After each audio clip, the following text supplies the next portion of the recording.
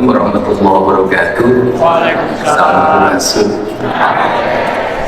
Para lunan kasuhun meninggali di pamri ajli kapihatur kahiyang rumumun Gusti Rumah Suci yang merubeng alam mengawasa sadaya alam bihari alam kiwari jeung alam pois alam karampa alam karasa jagat geran jagat penting mugia kasepuhan apa sepuh kahiji apa sepuh kadua ngaumbar kurang sadayana iliwirna angin jadi pitutur hirup muga mulia walia salawasna pun sampun rahayu. Dengar kalimat ini dianggap kalimat ruhut, dianggap kalimat tidak bermakna dan dianggap bukan kalimat filsafat karena kita terlalu terdogmatis oleh kerangka berpikir formalisme beragama dan kerangka berpikir formalisme akademik. Saya tadi nama cerita Sunda kan direkam, nanti bisa belum mendengarin sok-sokan TikTok bahasa Indonesia aja biar nanti yang Jakarta yang orang mana-mana mengerti karena dunia digital itu dibaca oleh banyak orang agar tidak menjadi salah tafsir karena sekarang lagi musim-musimnya memotong-motong kalimat saya agar bisa menurunkan elektoral. Pertama, para kasepuhan, kenapa saya nyebut abah sepuh kahiji, abah sepuh kadua? Karena dalam perspektif pandangan ilmuhis yang saya miliki, abah anom itu ketika jomen. Ketika sudah tidak ada, maka dia menjadi abah sepuh dan disepuh. Maka si Sultan Hamengkubuwono itu selalu Hamengkubuwono 1, 2, dan 3. Ini pandangan saya lebih memandang apa sepuh kahiji, apa sepuh kadua, apa sepuh katilu, apa sepuh kaopat. Apa yang disebut dengan abah sepuh adalah orang yang dituakan, orang yang disepuhkan. Negeri ini banyak pemimpin, negeri ini banyak birokrat, negeri ini banyak politisi, negeri ini banyak sarjana, profesor, doktor, insinyur, tetapi sulit yang disepuhkan, sulit yang dituakan. Perspektif ini ada dalam perspektif lingkungan karena kita bicara minisme. Apa sih yang menjadi problem Sunda hari ini? Dan Sunda itu bukan Jawa Barat. Jawa Barat itu kecil banget untuk disundakan. Sunda itu sebuah nilai universal yang dia mengajarkan tentang hidup dan kehidupan. Maka saya akan memulainya. Saya kenapa nggak duduk di sini? Karena ini bukan tempat duduk saya. Dalam perspektif kebudayaan itu kan orang-orang yang berkebudayaan yang kita kadang mengejek mereka itu ada yang menyebut ini adalah Brahmana, ini adalah Sudra, ini adalah Waisa. Bagi saya ini adalah tempat duduknya Brahman dan saya ini kategorinya adalah kesatria. Kalau kesatria sejajar dengan Brahmana itu berbahaya karena orang Brahmana itu sudah punya kasta sendiri. Kalau dalam era kerajaan Pajajaran disimpannya di altar, yaitu mereka yang sudah tidak lagi berpikir tentang kepentingan personality dia. Dia tidak butuh lagi cerita tentang makanan, dia tidak butuh lagi cerita tentang pakaian, dia tidak butuh lagi cerita tentang kendaraan, dia tidak butuh lagi cerita tentang kampus dan berbagai kebutuhannya. Karena apa? Karena ketika berjejer dengan kesatria, nanti satria memenuhi kebutuhannya, maka Brahmana digiring seiring dengan kepentingan satria dan itu berbahaya. Betapa tidak seorang nilai-nilai akademis yang itu harus netral, itu harus nol. Saya katakan nol bukan kosong. Itu harus nol. Maka dia didegradasi dengan bantuan komputer agar mengikuti keinginan Kemenang. Didegradasi dengan bantuan gedung kampus agar mengikuti keinginan pemimpinnya. Menurut saya ini sangat berbahaya ketika kaum Brahmana, orang-orang yang duduk dalam singgasana maupun mahfud tingkat tinggi, yaitu di alam ide, kalau kata Aristoteles, itu ada orang di alam ide itu masuk dalam tingkat kebutuhan, sangat berbahaya. Sehingga saya menyampaikan ini era pilkada janganlah pernah pesantren-pesantren dan kampus-kampus menyatakan dukungan pada perseorangan, karena itu adalah kalimat-kalimat yang menyesatkan dan berbahaya. Karena suatu saat ketika negara dalam keadaan genting, negara tidak ada orang-orang yang netral, orang-orang yang bersih untuk meluruskan kepentingannya. Karena apa? Karena semua orang tidak akan pernah mengikuti. Jangan pernah dengar omongan dari Suryalaya, karena pendukungnya Deddy Mulyadi kan bahaya.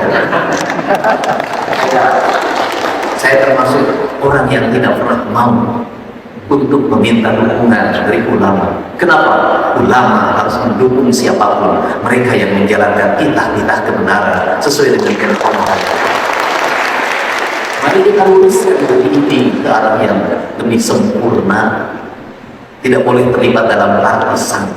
Andai kata pun ada anaknya, ada cucunya yang ikut dalam berpolitik, sebaiknya ngomong begini, pekuai inju ama anak ama neangan pendukung sorangan ulama mawa ama marek minuk nuturkeun saha wae, rek nuduhkeun ka saha wae asal jelema aya di jalan bener. Ini cara saya hari ini. Makanya kalau ciri-ciri pemilu itu gampang. Makin banyak orang datang ke pesantren, itulah akan menjelang pemilu. Dan di situ dinyanyikan nanti akan di gedung-gedung ini, di gedung ini, bangunkan beda anggaran negara, ada kewajiban anak, atau kita manusia pemilu mungkin jadi dukungan jadi pilihan, nggak usah. Maka ada gaya orang ngomongin. Nah, kemudian yang keduanya adalah saya ingin bercerita tentang sedih.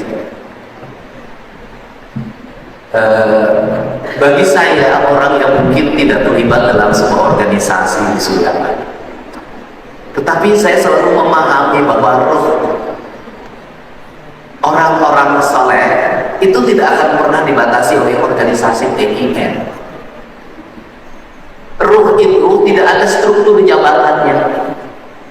Bagi saya, roh itu akan selalu dekat dengan orang-orang yang dalam dirinya ada kalbu yang terbuka untuk dihinggap. Saya kalau masuk PKI, air mata saya selalu jatuh. Kenapa? Karena tempat ini walaupun sederhana, itu memancarkan aura spiritual, bukan aura virtual. Aura spiritual itu terpancar dan selalu masuk dalam relung hati saya, bahwa gerak balik ujang. Makanya kalimat manajemen awal saya itu tadi adalah alam bihari, alam kiwari, alam kois. Alam bihari, alam kiwari, alam kois itu apa? Alam bihari, alam kiwari, alam kois itu bagi saya itu adalah satu kesatuan alam, bukan alam yang terpisah. Karena itu satu kesatuan alam, maka setiap manusia itu dalam setiap waktu dia harus mendialogkan dirinya dengan alam birahi, alam bihari, bukan alam birahi. Karena saya tidak lagi birahi sekarang. Alam biharinya, bagaimana manusia tidak mendialogkan dengan alam biharinya? Dia tidak akan pernah bertemu dengan pemilik kebirahian. Dia akan bertemu dengan pemilik alam asalnya. Maka alam asal itu orang Sunda menyebutnya adalah mulih kajati mulang ka asal. Mulih kajati mulang ka asal itu selalu dimaknai sebuah kematian. Dalam perspektif saya adalah mulih kajati mulang ka asal adalah orang yang kembali pada jati dirinya. Siapa dia, lagi di mana dan akan kemana. Maka kemanapun dia pergi, dia tidak akan pernah jauh dari alam asalnya. Alam asal spiritual orang Sunda itu tidak akan terlepas dari alam asal spiritualnya Abah. Itu alam asalnya. Ari Abah desa eta mah jirimna, anu boga jirim sah, boga asalna.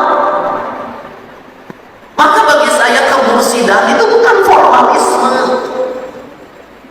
Bagi saya masuk ke dalam alam kemursidan itu bukan formalisme. Ketika kemursidan menjadi formalisme itu berbahaya. Banyak orang-orang yang menjadikan baju-baju kemursidan menjadi baju-baju untuk menutupi dirinya.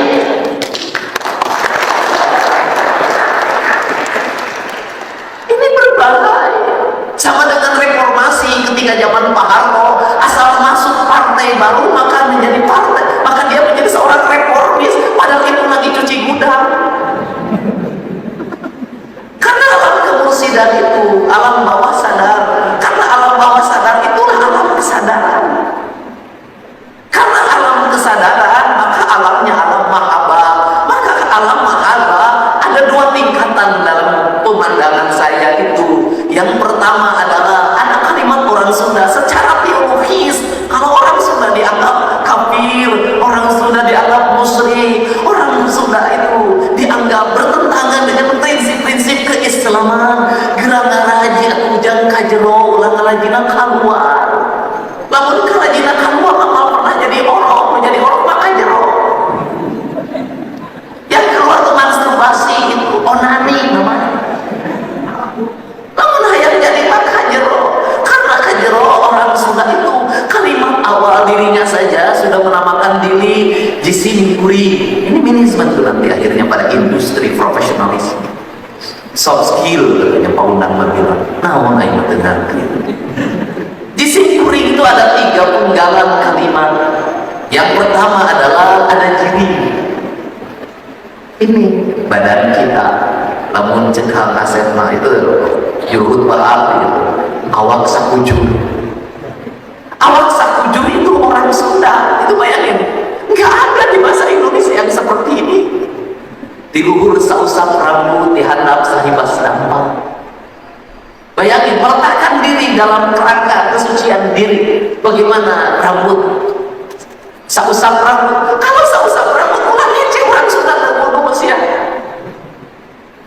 Orang Sunda mah tadi sudah masuk alam sadar. Apa geus alam kesadaran? Geus alam kesadaran mah geus tenembok, geus tengareun, tenang rep sidak rep sinuku tunggal tangan loro dadian tunggal. Karena awas boten awas, karena ambung boten ambung. Arti ngait mana menta menekung kan mau aku berantakan rumah kasam muda medik kayak widik tek naon.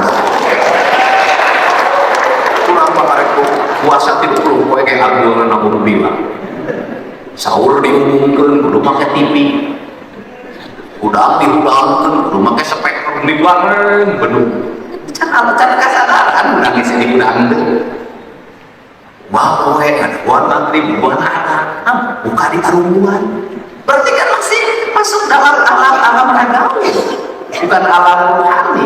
Kalau sudah masuk alam rohani, geus malunguan sahur, malunguan buka, kudu ditumandangi di datang sorangan. Nah, jadi kesurupan. Nah, kalau sahur rambut yang anak saya pas dapat. Kemudian cara mandinya kumaha orang sunat teuleum. Masuk. Teuleum, geus kudu diajarkeun deui. Mandi kudu kitu, teu kudu teuleum. Ai teuleum apa kapasehan kabeh dilelepkeun, dirina dilelepkeun teuleum. Nah, gerak areuleuh atuh ulah ngaku kaum spiritualitas, tong ambul-ambulan we gerak teuleum. Lamun ambul-ambulan kabeh nu teuleum teh saha? Sabab ge hiji waktu urang butuh jelema nu keur teuleum bakal dipem tapi capanana jeung panitahna. Sabab ambul-ambulan mah gadengna ge moal poe bosen. Ai ngomong berulang-ulang geus lain jampe ngaranna. Eta mah sastra. Nah, ini dianggap sahibas dapat, artinya apa? Kepalanya harus senantiasa bersih, kakinya harus senantiasa bersih, pikirannya harus bersih, kakinya harus bersih. Kalimatnya sederhana, bisa nurus bumi ngapak mega, lompat dina luhur cahaya sudah pada tingkatan kemahabrataan kalau dalam kebudayaan. Nah, itu. Yang kedua adalah jirim isim. Nah, ini isim. Isim itu oleh orang-orang Cina, oleh orang-orang Korea, oleh orang Amerika itu diterjemahkan menjadi SIM card, chip. Itulah yang bisa mengendalikan handphone, gawe. Itulah yang bisa mengendalikan sistem. Itulah yang percakapan yang sudah dihapus pun nggak bisa, dia tetap bisa dibuka. Maka Anda tidak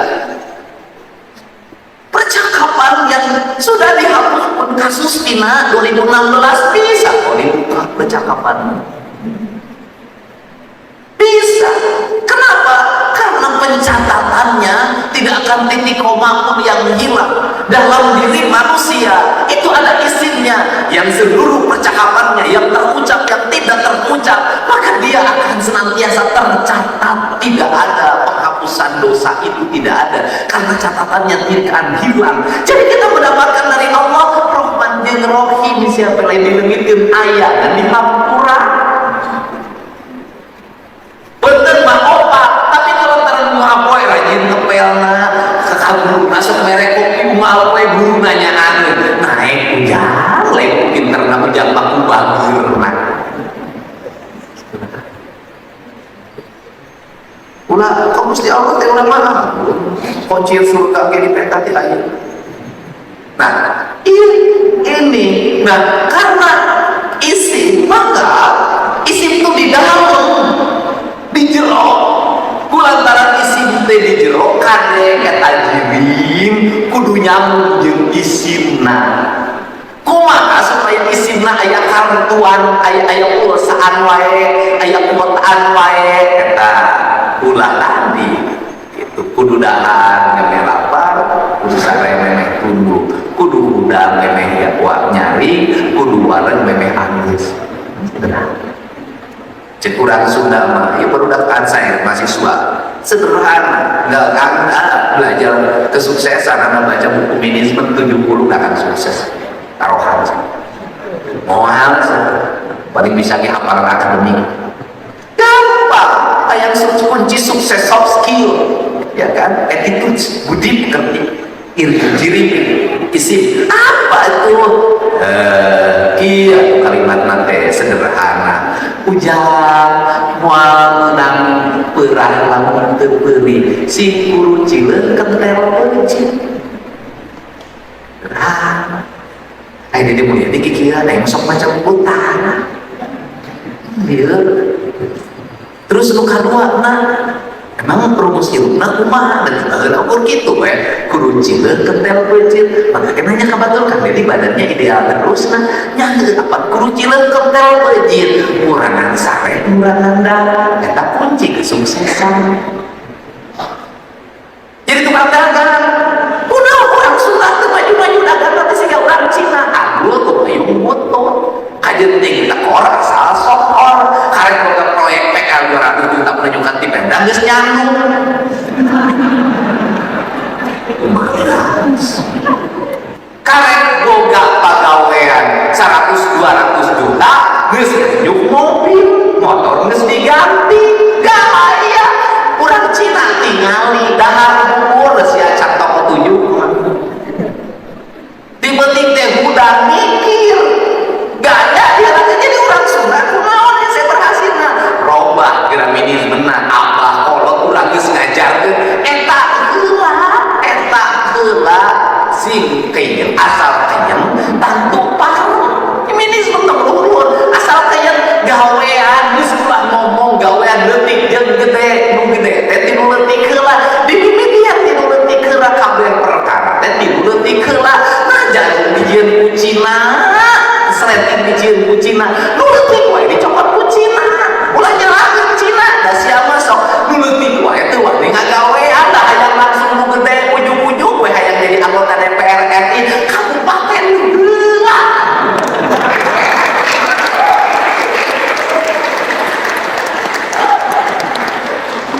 ya ulah hayang ujug-ujug jadi mursyid ulah kan aya mursyid jeung teu mursyid mah Allah Gusti yang berbek alam begitu urang aku mursyid berarti teu mursyid apa kalimatna kieu hirup ukur sasampeurang awak ukur sasampayan sariring geuning dumadi sarekat saparipola sadaya kersaning Allah apa teh lain Allah stop di aku atau bisa gak di aku kan baik mulai jika maneh mungkin kieu ciri orang intelektual adalah sirahna tebal kacamatana tebal kan bahaya eta ciri-cirina eta asal botak akademis kan bahaya buku botak teh pikiran pamajikan kabur kacamata tebal tapi nggak penyakit. Ciri intelektual eta, apa ciri intelektual? Oh intelektual. Ciri khas seniman gondrong, awak tuh taurus, jenggotan kama mana, cek saha irong. Namun kita mau orang Pakistan seniman kabeh bukna gerong-gerong jenggotan. Ciri orang soleh adalah pakai baju gamis, kama mana mau tasbih, di mana assalamualaikum, assalamualaikum, cek saha eta mah simbol. Ada ciri orang mursyid nu kumaha sacidung metu saucap nyata ngomong tengok nyarita teuang tapi kabeh jelema nurut gitu mursyid. Ari ngomong ngomong teu didenge batur ucap teu didenge batur lain mursyid. Di mana ayana eta teh budak kuncit, budak janggotan, budak kumbal disusul teka susul di budak teka sampah aya karigagakeun ngelak tugul teu kudu diteangan da ke bakal kapan teu kudu diaku da ke batu ge bakal kan aya jelema nu butuh kene pengakuan berarti kan jelema kene nu butuh kabutuh pan usin geus teu boga kabu. Nah ini makahan teh. Nah jadi gitu. Nah itu bukan. Jadi sudahlah, hentikanlah perspektif kita. Jadi orang kaya itu gampang pakai jas, pakai dasi. Bukan itu. Cek saha ketua yayasan jadi dasi komputer jangan tebus. Itu begitu. Di Amerika orang nyapu jalan raya selesai nyapu pakai jas di dasi makan di restoran itu baju. Kenapa? Udaranya dingin, memang harus pakai jas pakai dasi agar tidak kedinginan. Baju mah baju baju mah simbol. Di Arab kabeh jelema make jas kagak make gamis ya kan terus digamis beda nama baju. Baju mah ciri sabumi cara sadesa jawada hukum biritna sacarana lain tepak sejen ide naon artina baju mah luyu jeung kabutuhanana dan teu mungkin aku macul make gamis teu mungkin antaranya bangsi ide kan tadi teu mungkin aku ngojek make gamis aku merengkel ketak kamu jari-jari kan teu mungkin luyu jeung kabutuhanana salat nganggo gamis kamu sholat gak ada nama tersawiyus eta mah urusan pribadi masing-masing ulah sok ngageukeun baju batur sabab cak tangguh baju eta mah di baju maneh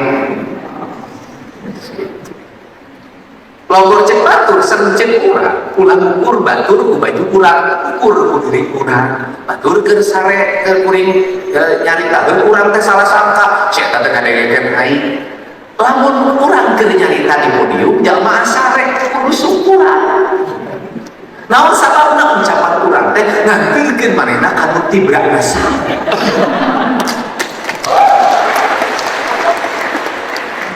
kalau urang teh hese bisa sare teh baleunkan teh ka inung obat sare kitu lu kan itu na bawa penting teh manehna teh urang sare nemban inungna geuning itu udah lah salah sangka terus ibu badai marobah sorry mas. Nah, eta isi anu kuring, anu kuring anu boga kurung, geus tong di aku.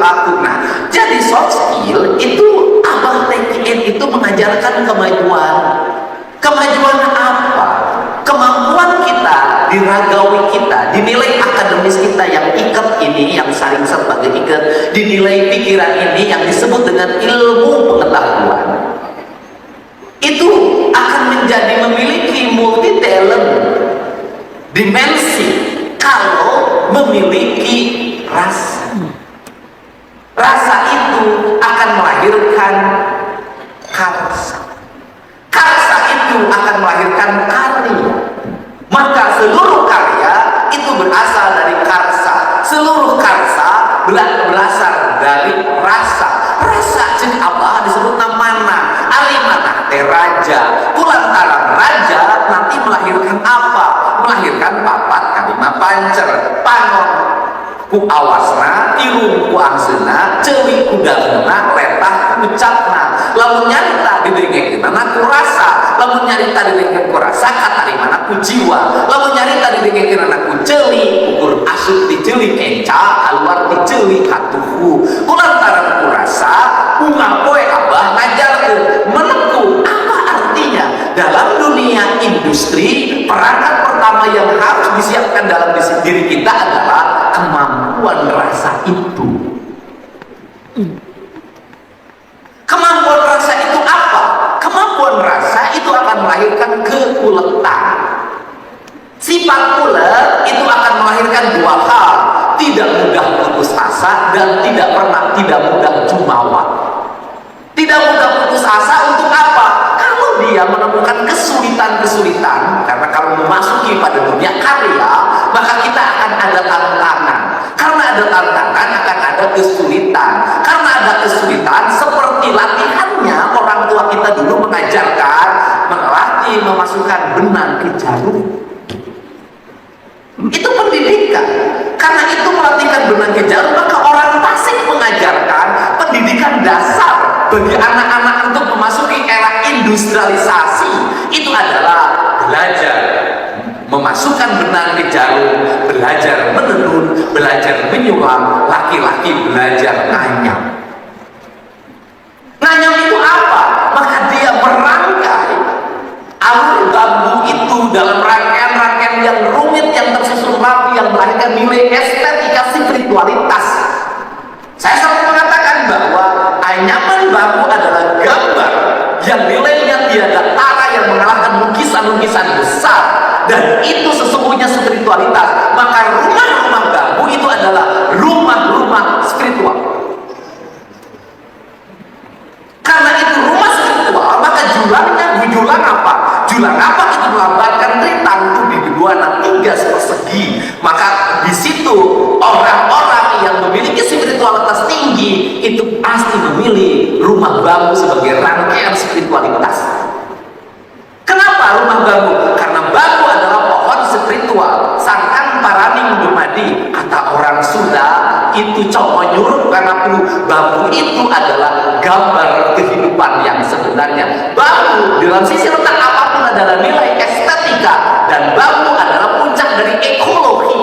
Bambu adalah pusatnya ular kobra. Maka ular kobra lalu ada di rumpun bambu, karena di rumpun bambu adalah pusatnya ekologi.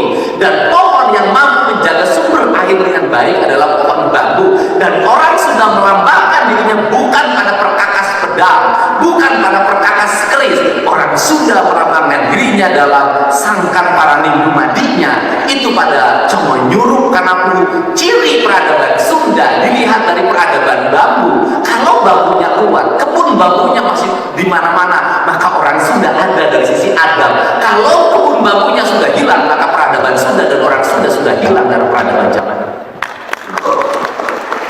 Ini disangka mistik oleh pada ikut. Nah, ini maka dari sini cuma menyuruh, karena pujian di Sunda itu nggak ada pemenggalan ritual spiritual. Dia satu sosial, dia satu kesatuan. Itulah Allah mengajarkan la ilaha. Terima kasih buat teman-teman semua sudah nonton video ini dari awal sampai akhir. Yang mana Kang Deddy Mulyadi setelah memenangkan pertarungan di Pilgub Jawa Barat, ternyata Kang Deddy ini pernah mempunyai guru ya. Jadi gurunya Kang Deddy ini di daerah Ciamis ya teman-teman. Jadi Kang Deddy suan ke kediaman gurunya dan memberi tausiah di situ. Jadi Kang Deddy tidak seperti yang teman-teman pikirkan, seperti apa yang dituduhkan sebelumnya, bahwasanya Habib Bahar dan Habib Salim itu mengatakan Purwakarta semenjak dipimpin Kang Deddy Mulyadi dipenuhi dengan kemusyrikan. Ternyata Kang Deddy ini bukan main-main ya orangnya. Jadi Kang Deddy ini termasuk ya orang Islam dan gurunya orang ternama juga ya teman-teman. Oke, terima kasih buat teman-teman semua, semoga video ini bermanfaat dan sampai jumpa di video selanjutnya.